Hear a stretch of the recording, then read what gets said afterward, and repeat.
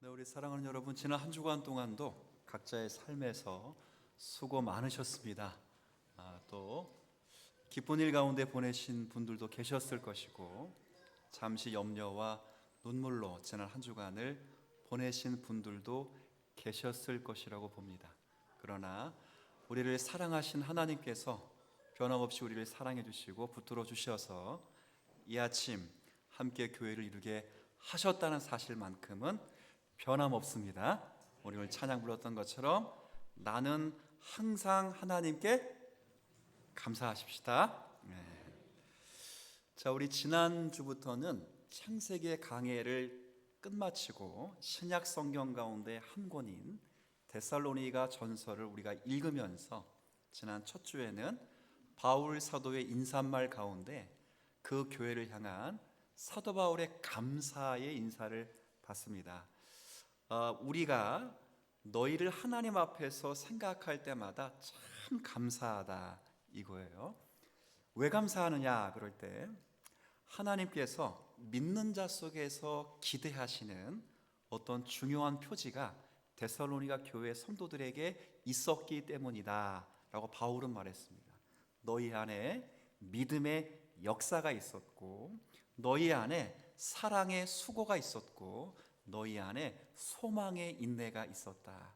그래서 나는 너희 교회를 생각할 때마다 항상 하나님께 감사하다. 이것이 지난주에 살핀 중요한 논지였습니다. 자, 오늘은 바울이 여기서 조금 더 들어가서 바울이 이 데살로니가 교회를 생각할 때마다 더 기쁘고 감사한 더 깊은 이유가 있습니다. 4절인데요. 자, 4절 한번 같이 한번 읽어볼까요? 시작.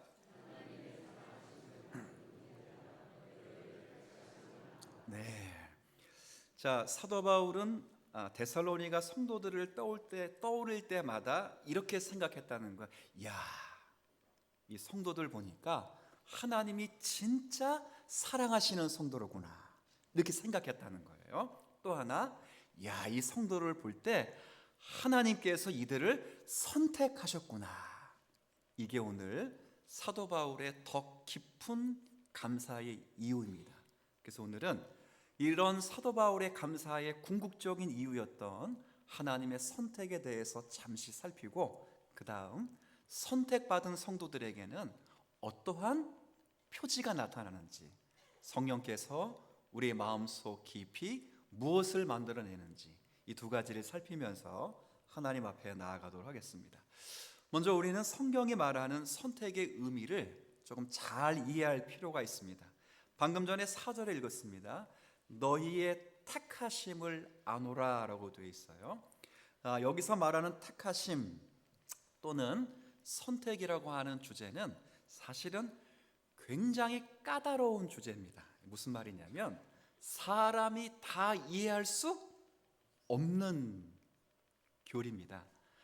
왜 그러냐면 하나님의 주권에 관계된 하나님의 일하심이기 때문에 인간이 이해할 수 없고, 또한 하나님의 주권과 인간의 책임이 관계 안에서 잘 조화롭게 연결되어 있기 때문에 백분율로 따져서 하나님 몇 프로, 인간 몇 프로 이런 식으로 치환할 수 없는 교리이기 때문에 사실 이해하기가 어려워요.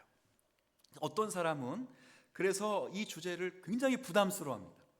또 어떤 사람들은 아예 피하려고도 해요. 근데 우리가 꼭 기억하실 것은 이 선택의 복음은 성경 전체를 관통하는 가장 중요한 주제 가운데 하나다, 이렇게 생각을 하셔야 됩니다. 우리 창세기 지난 말씀, 창세기를 쭉 살피면서 우리가 믿음의 족장들을 살폈어요. 하나님이 믿음의 선조, 믿음의 조상으로 아브라함을 뭐 했다고요? 답은 다 똑같아요. 선택만 얘기하시면 아브라함을 그리고 이삭을 또한 선택하셨어요. 그리고 이삭의 아들들 가운데 야곱을 또한 선택하시고, 아브라함을 통해서는 하나님의 자녀들을 어떻게 구원하시는지 그 믿음의 경륜에 대해서 가르치시고, 이삭을 통해서는 믿음의 핵심이 그리스도를 예표하는 것, 그리스도를 통해서 구원받는다는 사실을 깨닫게 하시고, 야곱을 통해서는 그 구원이 한 개인에 묶인 것이 아니라 구약교회와 앞으로 이루게 될 하나님의 교회를 포함하고 있다는 사실을 깨닫게 하셔서, 답은 똑같다 그랬어요. 아브라함을, 이삭을, 야곱을, 그래서 이스라엘 전체를 선택하신 하나님의 구원 경륜을 보았어요. 구약에도 중요한 주제가 뭐라고요? 선택입니다. 신약으로 넘어와 볼까요? 예수님께서 제자들에게 말씀하십니다. 얘들아, 너희가 나를 택한 것이 아니라 내가 너희를 택하여 세웠노라. 주님이 제자를 선택해 주셨습니다. 그래서 선택은 우리가 불편하다고 해서 피할 주제는 아닙니다. 다만 성경이 말하고 있기 때문에 성경이 말하는 방식에 따라서 우리가 말하고 믿어야 합니다. 이때 중요한 건 성경이 선택을 왜 말하는 거예요. 그러니까 선택의 목적이 뭐냐, 선택의 의미가 뭐냐, 이거보다 왜 성경은 선택을 지속적으로 우리에게 말하고 있느냐, 그건 우리를 교만케 하기 위함이 아닙니다. 나는 선택받았고 너희는 선택받지 못했다라고 말하는 식의 판단을 주기 위함이 아닙니다. 성경의 선택을 말하는 가장 중요한 이유 중에 하나는 하나님의 은혜를 강조하기 위함입니다. 하나님의 은혜는 깊고 오래되었으며 견고하다. 이것을 모든 성도들로 하여금 깨닫게 하셔서, 지금 내가 잠깐 믿는 것처럼 보여서 흔들리는 믿음 속에 있을지라도 내 믿음과 내 구원이 얼마나 오래전부터 하나님이 준비하시고 계획하시고 만들어 주신가를 깨닫게 해 더 주님 앞에 견고히 세워주기 위함이에요. 은혜로 주어진 구원이에요. 그리고 또 하나는 교만하지 않도록 하기 위함입니다. 겸손히 내 안에 하나님의 사랑을 받을 만한 조건이 아무것도 없는데, 단지 하나님이 창세 전에 그리스도 예수 안에서 우리를 선택하시고 구원하시기로 뜻하셨기 때문에 우리 안에 있는 어떠한 것을, 우리 안에 있는 장래의 무언가를 보고 선택하신 것이 아니라, 우리는 미약하고 연약하지만 우리를 선택하여 구원하신 하나님 앞에 죽도록 신실히 충성하며 겸손히 살아가도록 은혜를 주시기 위함이에요. 선택은 피할 수 없는 중요한 교리입니다. 오늘 성경에 이렇게 말해요. 4절에 하나님의 사랑을 받은 자들아, 형제들아.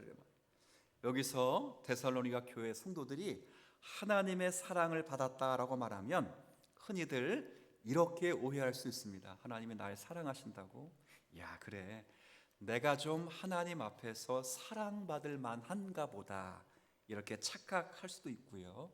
하나님이 나에게서 사랑스러운 것 무언가를 보았나 보다, 이렇게 생각할 수 있습니다. 지금도 유대인들은 이 두 가지 생각을 다 하고 있어요. 근데 성경은 그렇게 말하지 않습니다. 로마서 5장에 보면 똑같이 하나님의 사랑을 언급했는데 그 시점에 대해서 이렇게 말해요. 우리가 연약했을 때, 이 무슨 말이에요? 무능력하다, 그 말입니다. 우리가 아직 죄인 되었을 때, 무슨 말이죠? 부패했을 때라는 말입니다. 전적 무능력과 전적 부패를 말해요. 그러나 이것보다 한 단계 더 들어가죠. 우리가 하나님과 원수 되었을 때, 이것을 점진법이라 그러거든요. 연약할 때, 죄인 되었을 때, 그리고 어떤 때요? 하나님과 원수 되었을 때. 무슨 말입니까? 하나님이 우리를 사랑하신 것은 우리 안에 사랑받을 만한 조건 때문에 우리를 사랑하신 것이 아니라, 다만 하나님이 그리스도 예수 안에서 우리를 사랑하시기로 작정하셨기 때문에 우리를 사랑하신 줄 압니다. 로마서 5장의 핵심은 뭐예요? 다만 우리가 연약하고 죄인 되었고 원수 되었을 때, 다만 그리스도께서 우리를 위하여 죽으심으로 하나님께서 우리에 대한 자기의 사랑, 자기 사랑을 확증하셨느니라. 우리가 예뻐서 구원하신 것이 아니라 삼위 하나님이 맺어놓으신 언약에 근거하여 하나님의 성품 가운데 가장 우리가 탁월하게 우리가 받아내고 있는 사랑이란 성품 때문에 나약하고 연약하고 부패하고 원수되었던 우리들을 사랑하시기로 구원하시기로 기뻐하시는 거예요. 선택도 마찬가지입니다. 우리를 택하신 것은 우리가 남보다 나아서도 아닙니다. 우리가 하나님 앞에 유익한 존재가 될 것 같아서 우리를 선택한 것도 아닙니다. 성경은 선택을 말할 때에 분명히 말하는 것은 우리의 행위보다 하나님의 은혜를 강조합니다. 우리 에베소서 1장 말씀 한번 여러분과 읽어드린 적이 있습니다. 1장 4절에 이런 말씀이 있어요. 곧 창세 전에 그리스도 안에서 우리를 택하사 우리로 사랑 안에서 그 앞에 거룩하고 흠이 없게 하시려고. 자, 묻습니다. 저와 여러분을 하나님이 언제 택하셨다고요? 창세 전입니다. 저와 여러분이 이 세상이 조성되기도 전에 하나님이 저와 여러분을 선택하셨습니다. 저와 여러분이 어머니의 뱃속에서 지어지기도 전에 하나님은 저와 여러분을 창조하시기로 작정하시고 구원하시기로 기뻐하셨습니다. 그리고 저와 여러분이 이 세상에서 종성화라고 하는 이름이 불려오기도 전에 하나님은 저와 여러분을 구원하시기로 그리스도 예수 안에서 구원받도록 작정해 주신 거예요. 얼마나 놀라운 말씀입니까? 잠깐 적용해 볼까요? 오늘날 교회 우리가 나올 때 한번 생각해 보면 처음 나올 때 다 그때 추억이 새록새록 있어요.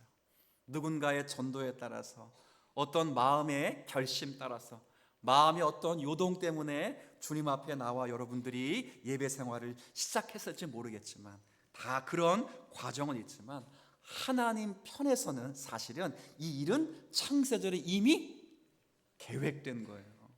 우리가 어느 날 예수 믿겠다고 믿는 것처럼 보이지만 하나님 편에서는 창세전부터 품으신 하나님의 사랑의 계획인 줄 믿습니다. 그래서 믿음의 연수에 대해서 그렇게 자랑하거나 그렇게 그것 때문에 연약해질 필요가 없어요. 혹시 여러분 가운데 믿음의 연수가 1년밖에 안 되신 분이 있을지라도 우리 시각에서 보면 지금 시작한 것이지만 하나님의 시각에선 언제 시작된 거로? 창세 전에. 그래서 일부 예배 때도 따라해달라고 해요. 따라해달라고. 한번 따라해 보세요. 그래서 뭐라고 따라해야 되냐면 가볍게 여기지 말라. 가볍게 여기지 마세요. 아유, 내 믿음이 요것밖에 안 되니까 이것도 연단받고 고난받고 하다가 넘어지는 것 아니야? 걱정하지 마세요. 그 믿음이 참된 믿음이라면 하나님 편에서는 영원전에 준비하셨기 때문에 착한 일을 시작하신 그분이 그리스도 날까지 완성해 주실 줄 압니다. 혹시 신앙의 연수가 1년보다 조금 많으신 30년 이상 되신 분들 또 따라해 주세요. 가볍게 여기지 말아라. 이렇게 말하고 싶은데 여러분들 너무 경건치 못해서 제가 표현 안 할 거예요. 깝치지 말아라. 깝치지 말라고요. 여러분이 지금 한 세계 가운데 시대 속에서 오랜 시간 신앙생활하고 믿음의 연륜 가운데 존경을 받고 사랑을 받고 교회를 세워가는 은혜를 누렸지만 이 모든 시간은 우리 편에서는 긴 것처럼 보이지만 하나님은 창세전에 오래전부터 준비한 내용이에요. 1년이 됐든 10년이 됐든 30년이 됐든 50년이 됐든 하나님 편에서는 사랑 가운데 오래전에 계획하신 하나님의 일하심인 줄 믿습니다. 그래서 뭐 하지 말라고요? 시작. 아니 가볍게 하지. 가볍게 여기지. 또 그것만 기억하고 집에 가실까 봐 겁나는데 가볍게 여기지 말라고요. 하나만 더 따라 볼까요? 모든 것은 과정이다. 과정의 과정. 하나님은 예정 속에서 다 빚어가셔요. 아까 서두에 그런 인사드렸죠. 한 주간 각자의 삶에서 수고들 많으셨습니다. 기쁜 일이 계신 분도 계셨을 것이고 눈물과 염려가 계신 분도 계셨을 겁니다. 그런데 변함없는 하나님의 사랑과 계획 가운데 오늘 함께 교회를 이루게 되었으니 하나님께 감사합니다. 그잖아요. 그게 우리가 사랑하는 거예요. 그래서 예수 믿은 지 얼마 되지 않은 분이 있다 할지라도 결코 자기의 신앙을 가볍게 여기지 말고요, 사람 보기에는 이제 막 믿은 사람일 수 있어도 그러나 하나님 편에서는 아주 오래전부터 품으시고 사랑하시고 기다려 오신 사람이다 하는 것을 기억해야 돼요. 거저 주어진 거 아닙니다. 어찌하다 보니까 믿음 생활한 것도 아닙니다. 하나님이 창세전에 선택하시고 때가 되어 부르시고 성령으로 거듭나게 하시고 말씀을 조명케 하셔서 그리스도 예수 안에서 세워주신 사람들입니다. 다시 하는 것 같은데요. 그래서 뭐 하지 말라고요? 가볍게 여기지 마십시오. 가볍게 여기지 마십시오. 하나님이 일하십니다.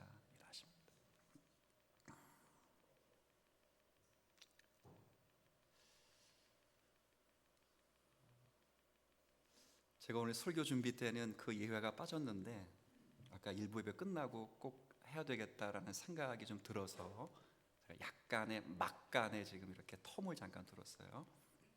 원래 설교 준비 때는 없었던 일입니다. 근데 제가 새벽 예배 때 한번 이미 감사하고 새벽 예배 때 기도하시는 분들의 기도 더 부탁하기 위해서 이미 이야기한 거예요. 여러분, 안양대를 위해서 우리 교회가 참 부단히 기도하고 있습니다. 안양대는 신학대학교로 시작된 학과입니다. 단과대학이 원래 신학대학이라고 하는 신학부라고 하는 하나의 학교가 있었습니다. 근데 지금은 안양대학교가 6개의 단과대학이 있습니다. 인문대학, 사회과학대학, 예술대학 이런 것처럼 6개의 단과 칼리지로 이루어진 유니버시티 대학입니다. 근데 이때 4월 달에 여러분과 다 기도하고 눈물 뿌려 우리가 함께 기도했던 것처럼 4월 달에 신학대학 자체를 폐지하고 신학대학 안에 있는 신학과와 기독교 교육학과를 인문학부로 편제시키려고 했습니다. 인문학부는 국어 국문학과, 영어 영문학과, 러시아학과 이런 학과예요. 그러면 생각을 해보세요. 신학대학을 폐지하고 신학과를 국어 국문학과 가르치는 데서 가르치듯 가르치면 우리가 말하는 보수 신학과, 정통 신학과, 개혁 신학을 가르칠 수 있을까요? 없을까요? 없지요. 그래서 일반 대학교 학부 아이들 20살부터 24살짜리의 남녀 아이들이 교회와 제가 속해 있는 커뮤니티에 4월 15일 지금도 잊지 않아요. 공문을 보내왔어요. 우리 안양대 신학과의 정체성과 존립을 위한 간곡한 도움 요청하면서 아이들이 막 기도하고 수업 거부는 하지 않았지만 피켓 시위를 하면서 하나님 앞에 금식하면서 울며 기도하며 신학대학을 보존하려고 기도했어요. 근데 놀랍게 함께 기도한 지 3주가 되지 않았는데 하나님은 신학대학을 보존해 주셨습니다. 지금 제가 지난주에 제가 원래 신대원 설교랑 강의를 하는데 학부는 나이가 너무 어려가지고 제가 쑥스럽고 나이 갭 차이가 나서 안 가는데 한번 부탁을 간곡히 해서 다녀왔어요. 다녀왔는데 월요일 날은 다 신학 대학생들, 대학원생이 아니라 대학생들이 체프를 드려요. 체프, 월화. 근데 예배를 드리는데 예전과는 다른 막 기쁨이 있고 찬양대도 있고 성가대도 있고 뭐 예배 분위기가 굉장히 좋은 거예요. 살아났다 생각이 들었어요. 놀라운 일이 일어났습니다. 신학대학에 살아나니까요, 일반 대학교에는 채플이 필수가 아닙니다. 필수가 아니라는 건 졸업할 때까지 예배를 안 드려도 된다는 거예요. 근데 수요일 날 예배는 일반 대학 예배예요. 일반 대학, 예수 안 믿는 애들. 근데 수요일 오전 예배, 수요일 오후 예배, 수요일 저녁 예배까지 만들었는데 예배 때마다 아이들이 400명씩 예배당을 꽉 채우는 거예요. 놀랍지 않아요? 뭐예요? 신학대학이 사니까 일반 대학이 사는 거예요. 교회가 살면 나라가 삽니다. 나라가 삽니다. 여러분, 제가 그때 하나님의 능력은 참으로 신묘하다, 다 꺼져갈 것처럼 생각했던 그 불모지에 하나님은 선택하시고 예정하신 하나님의 백성들을, 목회자를 길러내시기 위하여 지금도 하나님은 일하신다는 거예요. 깨닫고 왔어요. 그래서 다음 학기 때부터는 일반 대학 설교도 부탁을 받아가지고 제가 거절했어요. 일단은. 왜 거절할게요? 따라해봐요. 무서워서. 여러분처럼 설교 잘 듣는 분들이 어디 있어요? 일반 대학교 애들은 설교 잘 안 듣거든요. 근데 제가 기도하면서 가겠다, 그래서 가겠다. 여러분, 하나님께서 하나님이 사랑하시기로 기뻐하시는 자들을 그렇게 격려하여 세워가시는 은혜가 있는 줄 압니다. 그래서 결코 여러분의 구원을 가볍게 여기지 마십시오. 두 번째입니다. 그럼 바울은 무엇을 보면서 데살로니가 교회 성도들이 택하심을 받았다는 사실을 알았을까요? 오늘 4절에 말합니다. 너희의 택하심을 아노라. 여러분, 선택은 하나님의 주권에 속한 신비이기 때문에 사실 아는 것이 어려운 일입니다. 근데 사도 바울은 분명히 하나님이 너희를 선택했다는 사실을 나는 확실히 믿는다가 아니라 뭐라고요? 안다. 무엇 때문에 그랬을까요? 이건 하나님께서 선택하신 백성들에게 나타나는 중요한 표지가 데살로니가 교회 성도들에게 있었기 때문이에요.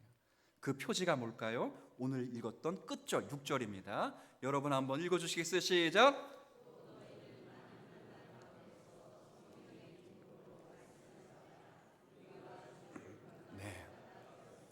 자, 여기 중간에 보면 다 살피겠지만 중간에 보면 말씀을 뭐 했다 그랬어요?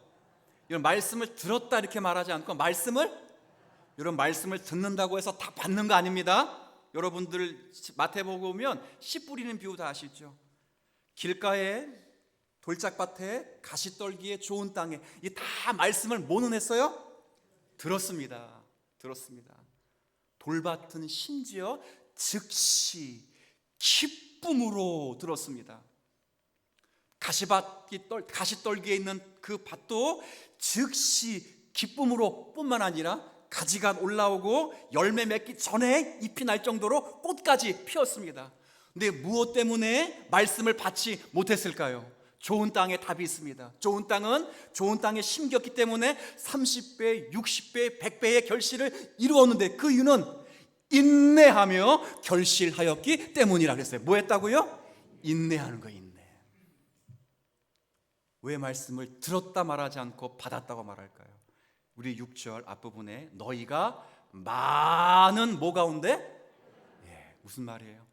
데살로니가 교회 성도들은, 그 교우들은 이 말씀대로 순종하면 사회에서 고립된다는 걸 알고도 말씀을 받고 순종했다는 거예요. 이 말씀대로 살면 사회에서 미움받고 가정에서 배척받는다는 걸 알면서도 이 말씀대로 순종하며 살았다는 거예요. 여러분, 이게 어떻게 가능하게 될까요? 내 힘으로 가능한 거 아닙니다.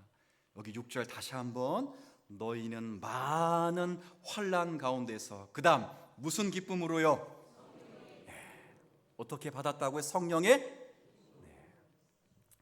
여러분, 설교는 죄송합니다만 설득으로만 되는 게 아닙니다. 일단 목회자가 부지런하고 성실하고 소양을 잘 갖추고 열심히 기도하고 그리고 공부해서 성경 말씀을 잘 연구해야 됩니다. 그리고 연구한 것을 시대와 여러분의 연령과 믿음의 연륜을 따라 잘 가르쳐야 됩니다. 두 가지 이유가 필수입니다. 근데 두 가지 때문에 하나님의 말씀들이 받아들이는 거 아닙니다. 말씀이 잘 준비되고 잘 가르쳐질지라도 반드시 주의 말씀을 받고 믿으려면 그 안에 성령께서 역사해 주셔야 되는 거예요. 성령께서 선포된 말씀을 붙들어 주셔야 됩니다. 성령께서 듣는 자의 마음을 열어 주셔야 됩니다. 5절에 보면 그래서 이는 우리의 복음이 너희에게 말로만 이른 것이 아니라, 그래서 들려진 것이 아니라 또한 같이 읽어볼까요? 능력과 큰 확신 사이에 뭐가 있죠? 성령입니다. 성령께서 깨우쳐 주시는 거예요. 여러분, 오늘 예배 나올 때 그냥 오늘은 어떤 설교를 하나 들어보자 이런 마음으로 와서는 결코 안 됩니다. 주님, 오늘 이 말씀이 내 귀에만 머물리지 않게 하여 주옵소서. 제가 이런 이야기를 많이 듣습니다.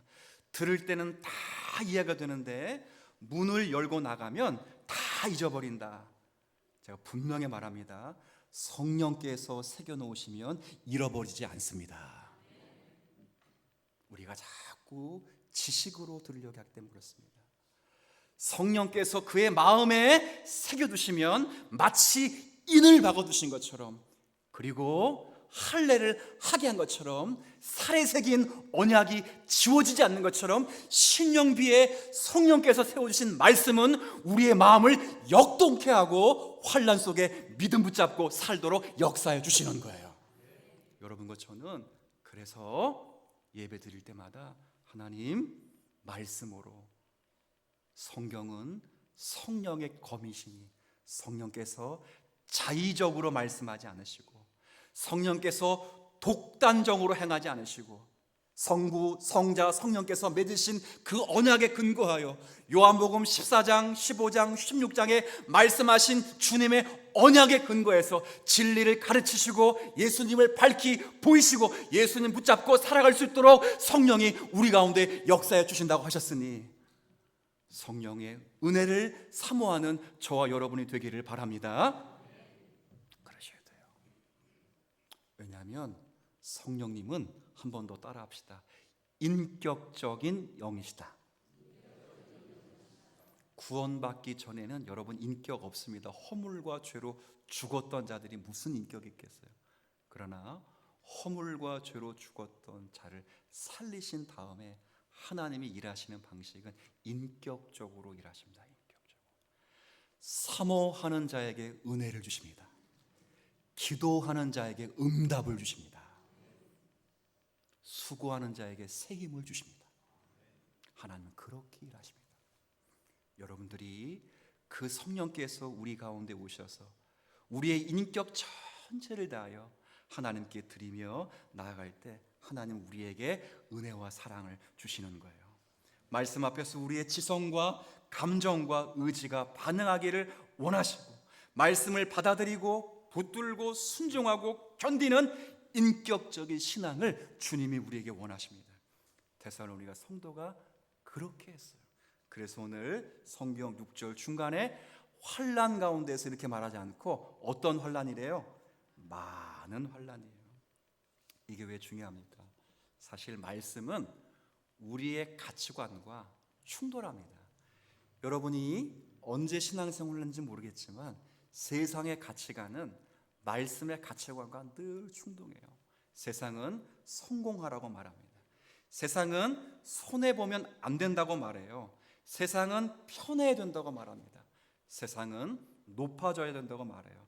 근데 하나님 말씀은 반대예요. 정면으로 충돌해요. 자기를 부인하라 그러고요, 십자가를 지라고 하고요, 원수를 사랑하라고 합니다. 그리고 빽 한번 소리 지르고 화내면 그만인데 그때도 먼저 그의 나라와 의를 구하라고 말해요. 섬김을 받고 싶은데 도리어 섬기라고 말합니다. 이런 말씀을 들으면 세상의 가치관과 충돌하기 때문에 사실은 힘들어요. 고난이 따라와요. 앞에 대적하는 자가 있는데 자꾸 설교 때 원수를 사랑하라 그러면 기분이 좋아요? 너무 과격하게는 흔들지 않았으면 좋겠습니다. 맞아요. 안 좋아요. 지난 수십 년 동안 1970년 후반부터 90년 중반까지 한국 교회는 유례없는 부흥을 이루었습니다. 그 부흥의 근저에는 축복 사건이 있었습니다. 하지만 안타까운 것은 축복 사관을 가르치면서 고난을 해석하는 법을 잘 설교하지 않고 가르치지 않았습니다. 예수 믿는 길에는 고난이 있고 실패가 있고 버림받음이 있고 핍박이 있고 환난이 있다. 반드시 그리스도와 함께 영광을 받기 위하여는 반드시 그리스도와 함께 또한 고난을 받아야 된다라는 걸 가르치지 않았습니다. 다만 예수 믿으면 모든 게 잘 된다. 예수 믿으면 신앙생활 하면 고난도 없어지고 문제가 사라지고 형통해지고 다 낫고 다 잘 되고 그렇게 가르쳤습니다. 그래서 성도의 신앙이 너무 피상적이었습니다. 어려움이 찾아오면 대뜸 내가 뭐 잘못했나? 하나님이 날 사랑하지 않는 것인가? 하나님이 날 버리신 것인가? 아닙니다. 하나님은 우리의 구원자이실 뿐만 아니라 우리의 주가 되어주신 줄 믿습니다. 여러분의 죄와 사망에서 구원하시고 여러분의 어려움과 고통에서 구원하시는 구원주 뿐만 아니라 구원하시든 구원하시지 않든 어떤 상황에서도 우리의 주, 통치자, 다스리는 자, 우리의 주권자가 되시기 때문에 그 일을 통해서도 저와 여러분을 주님의 자녀로 바꾸어 주십니다. 성경은 그래서 구원자와 주라고 말하지 않고 언제나 주와 그리스도, 주와 구원주, 임금과 주 순서를 언제나 그렇게 말합니다. 사도 바울이 세워진 교회도 마찬가지예요. 6절 맨 끝부분을 보세요. 너희는 많은 환난 가운데 성령의 기쁨 말씀을 받아 결국은 함께 읽어볼까요? 시작. 우리와 많은 환난 가운데 성령의 기쁨으로 말씀을 받아 결국 사도들을 본받을 뿐만 아니라 누구를 본받았다고요? 네, 하나님은 그렇게 하십니다. 그리고 그런 속에서도 선택하셨기 때문에 우리가 흔들리지 않도록 우리 안에 성령의 기쁨을 더하시는 거예요. 성령의 기쁨은 상황이 좋아서 생기는 기쁨이 아닙니다. 때로는 잔잔한 고난이 있어도 주님이 함께 하심을 아는 기쁨이고요. 이 땅 가운데 핍박이 있어도 주님을 따르는 것이 영광임을 아는 그런 기쁨을 성령이 우리에게 허락해 주셔서 넉넉히 이길 수 있는 거예요. 제가 지난주 설교 드렸듯이 사도 바울의 전도 대상자는 사실은 소아시아였습니다. 소아시아였어요. 2차 전도 여행지로 소아시아를 점지해 두고 자신이 태어나서 자란 다소 지역에 가서, 여기가 소아시아에 있거든요. 거기에 가서 자신의 형제들 그리고 친구들 사람들에게 복음을 간절히 전하고 싶어 했어요. 근데 성령께서 막으시고 마게도냐 환상을 보이셔서 이 바울과 전도의 일행을 마게도냐로 유럽으로 불렀습니다. 유럽의 첫 관문이 빌립보였어요.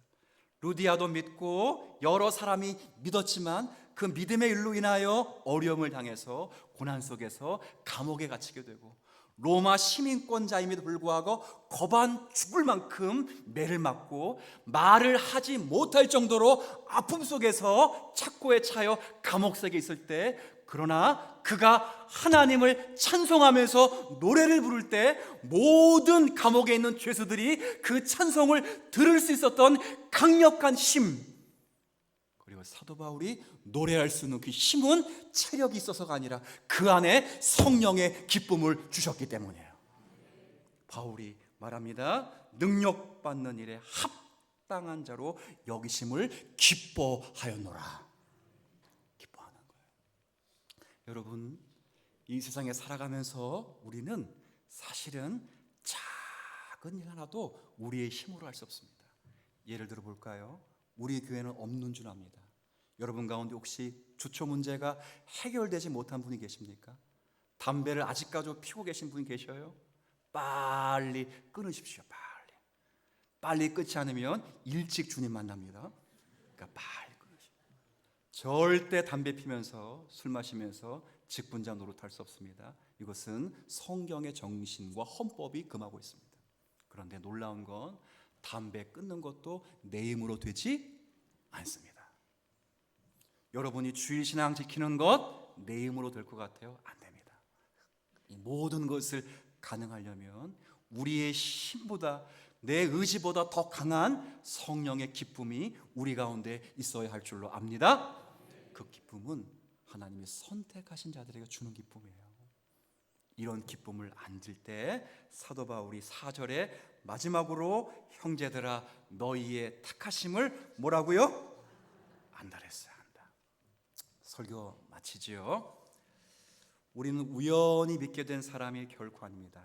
다 하나님의 사랑하심을 받은 자들이고 하나님의 선택을 입은 자들입니다. 설명드린 대로 우리가 남보다 나아서도 아니고 우리에게 가능성이 있기 때문에 하나님이 그걸 미리 보시고 우리를 부르신 분이 아닙니다. 우린 연약하고 죄인이었고 하나님과 원수되었던 사람이지만 하나님의 일방적인 은혜로 저와 여러분을 하나님의 자녀로 부르신 줄 압니다. 그런데 이렇게 은혜로 부르면 아무렇게 살지 않습니다. 반드시 어떤 어려움이 찾아와도 하나님은 선택받은 자들에게 성령의 기쁨을 주어 말씀을 받아 우리와 주를 본받는 사람으로 우리를 세워주십니다. 여러분 이 땅 가운데 살면서 성령의 기쁨으로 말씀을 받고 주님을 본받는 자가 되기 위하여 한 주간 살아내면서 하나님 앞에 기도하고 경주할 수 있는 저와 여러분들 다 되시기를 주의 이름으로 축원합니다.